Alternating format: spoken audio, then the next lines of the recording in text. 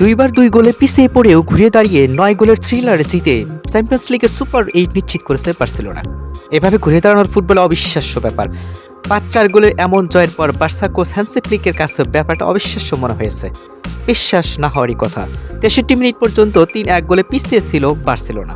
64 মিনিটে ব্যবধান কমান রাফিনিয়া। রক্ষণে বার্সার আরেকটি ভুলে বেনফিকা 4 মিনিট পর আবারও 2 গোলে এগিয়ে যায়। রোলান্ড আরহিও আত্মঘাতী গোল করেন।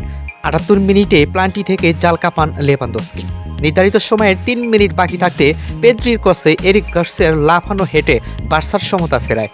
ইনজুরি টাইমের 6 মিনিটের প্রতি আক্রমণ থেকে রাফিনিয়া জাল কাপালে বার্সা প্রায় অবিশ্বাস্য এক জয়। ম্যাচের পর এমন পারফরমেন্সকে পাগলাটে বলে তকমাও দিয়েছেন হ্যান্সি। বলেছেন এমন প্রত্যাবর্তন আগে দেখিনি। পাগলাটে একটা ম্যাচ হয়েছে।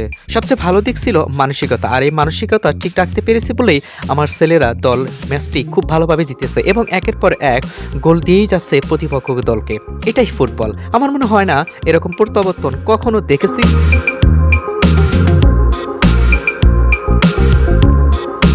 এরকম স্পোর্টস নিউজ পেতে আমাদের সাথে থাকুন, সিমির সাথে থাকুন, সিমি।